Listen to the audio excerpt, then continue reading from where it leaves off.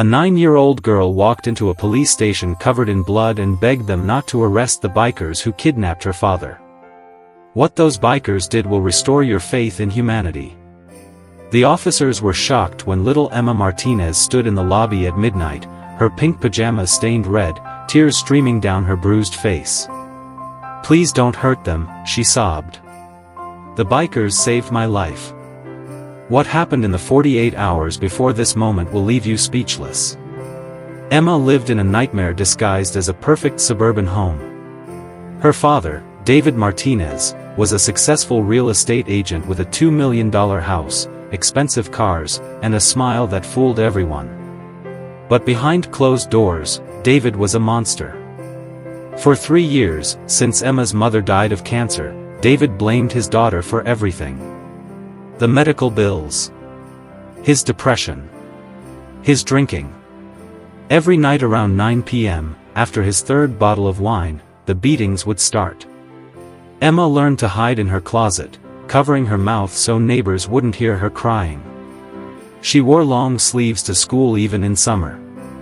Her teacher noticed the bruises, but Emma lied perfectly. "I'm clumsy. I fell down the stairs." Child Protective Services came twice. David charmed them both times with his $1 million smile and expensive lawyer. Everything changed on a Tuesday afternoon. Emma ran away from home after David broke her arm during a particularly violent episode. She stumbled into Romano's diner at 6 p.m., clutching her swollen arm, barely able to stand. That's when she saw them. 12 bikers from the Iron Wolves Motorcycle Club sat in the back booth, laughing over burgers and fries. Their leather jackets were covered in patches and their beards were wild. Emma's father always said bikers were dangerous criminals.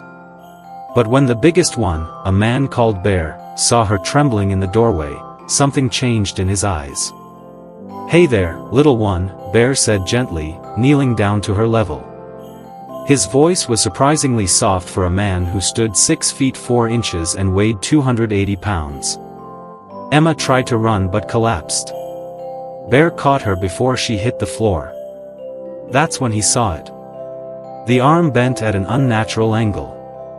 The handprint bruises on her neck. The terror in her eyes. "Who did this to you?" Bear asked. Emma looked at this scary biker with tears rolling down her cheeks and whispered the truth she'd hidden for 3 years. "My daddy. But please don't tell anyone. He says if I tell, he'll kill me and nobody will believe me anyway. He's rich and I'm nobody." Bear looked at his brothers. Every single one of them was a father. Every single one of them had seen darkness in their lives. Tommy served in Iraq. Snake lost his daughter to domestic violence 10 years ago. Crow was a former police officer who quit because the system failed too many children. They all knew exactly what needed to be done. Bear made one phone call. "Brothers, we have a situation. Romano's diner. Now." Within 20 minutes, 45 motorcycles roared into the parking lot. The sound was like thunder. People stopped eating and stared. Emma looked terrified until Bear squeezed her good hand gently. "Don't worry, sweetheart. These scary-looking guys? They're the good guys. And we're going to make sure your daddy never hurts you again." If you believe bikers are good people, subscribe to this channel and show us your support. The Iron Wolves didn't just rush in. They were smarter than that. Crow, the ex-cop, knew exactly how to build a case. They took Emma to the hospital first. The doctors confirmed what they suspected: a broken arm, 3 cracked ribs, old fractures that had healed wrong, and evidence of long-term abuse. The doctors were furious. "How did we miss this?" one nurse cried. Crow documented everything with photographs. Tommy recorded Emma's testimony on video, with her permission. They had evidence now. Real, undeniable evidence. But they also knew David Martinez had money and connections. They needed more. That's when Crow made a call to his old partner, Detective Sarah Chen, one of the few cops he still trusted. "Sarah, I've got something you need to see." When Detective Chen watched the video of Emma describing 3 years of torture, she was shaking with rage. "Where is this bastard now?" she asked. "At home," Bear said. Probably wondering where his punching bag went. Detective Chen nodded. "Let's pay him a visit. But we do this by the book." At 10 p.m., David Martinez heard motorcycles. Lots of motorcycles. He looked out his window and went pale. 45 bikers surrounded his house. They didn't touch anything. They didn't damage property. They just stood there. Arms crossed. Silent. Waiting. David called 911. "There are bikers surrounding my house. Send police."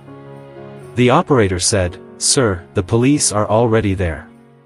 That's when David saw Detective Chen walking up his driveway, flanked by Bear and Crow. David tried his charm. "Officers, thank God you're here. These thugs are terrorizing me. I'm a respected businessman and, where's Emma?" Detective Chen interrupted coldly. David's smile faltered. "Emma? She's at a friend's house." "Why? Really?" "Because Emma is at the hospital right now with a broken arm, cracked ribs, and bruises from head to toe. And she told us everything." David's face went from confused to angry in seconds. "That little liar. She's always been clumsy." Bear stepped forward. David stopped talking immediately. "You have two choices," Detective Chen said. "You can come quietly right now. Or we can add resisting arrest to your charges. Your choice." David looked at the 45 bikers surrounding his property. He looked at Detective Chen's handcuffs. He realized his money couldn't save him this time. "I want my lawyer," he whispered. "You'll get one," Chen said. "After we book you for aggravated child abuse, domestic violence, and assault with a deadly weapon." Did you know a man's fist counts as a deadly weapon when used against a 9-year-old child? David was arrested that night. But the story wasn't over. During the investigation, something incredible happened. 7 other children came forward. 7 other kids David had hurt during his real estate open houses when parents weren't looking. 7 other families he'd terrorized. The man was a predator hiding behind a perfect smile. The bikers had uncovered a monster. Bear visited Emma every single day in the hospital. He brought her books, stuffed animals, and jokes that made her laugh for the first time in years. The other iron wolves took shifts. There was always a biker in the hallway, making sure Emma felt safe. I'm here just because of bikers. Please don't forget to like and subscribe to this channel. The trial happened 6 months later. David Martinez tried everything. His lawyers claimed Emma was lying.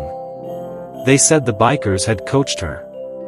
They tried to paint the Iron Wolves as a dangerous gang manipulating a vulnerable child. But then the prosecutor played the hospital videos. Then the 7 other children testified. Then the doctors explained the medical evidence. The jury took 90 minutes to convict David Martinez on 23 counts of child abuse. The judge sentenced him to 35 years in prison without parole. When the verdict was read, Emma was sitting between Bear and his wife, Lisa. She squeezed Bear's hand and whispered, "Thank you." Bear had tears in his eyes. This 280-pound biker who'd seen combat in 2 wars was crying over a little girl's safety. "You're safe now, little one," he said. "You're safe." 2 years later, Emma's 11th birthday party was held at the Iron Wolves clubhouse. She'd been adopted by Bear and Lisa officially 6 months earlier. Emma was thriving. She was in therapy. She was getting straight A's. She was learning to ride a bicycle without fear. She smiled constantly. That little girl who'd walked into Romano's diner broken and terrified was now a happy child surrounded by 45 uncles who would die protecting her. At the party, Emma stood up and asked for everyone's attention. "I want to say something," she said nervously. The entire clubhouse went quiet. 2 years ago, I thought I was going to die. I thought nobody cared about me. I thought I was alone. Then I met the scariest looking people I'd ever seen. Everyone laughed. And they turned out to be angels. Real angels. Thank you for saving my life. Thank you for being my family. I love you all." There wasn't a dry eye in the clubhouse. Bear hugged his daughter tightly. "We love you too, Emma. Forever." This story teaches us something powerful. Heroes don't always wear capes or badges.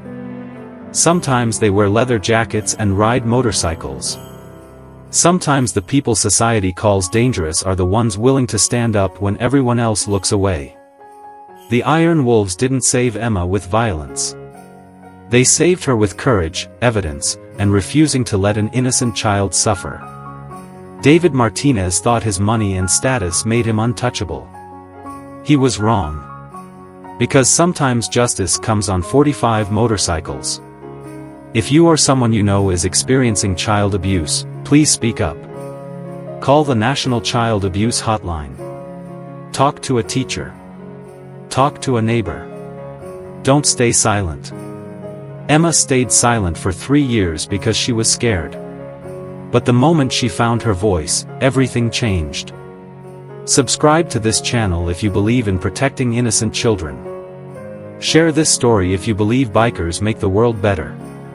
And remember, silence protects abusers. Your voice protects victims. Be the person who speaks up. Be the bear in someone's life.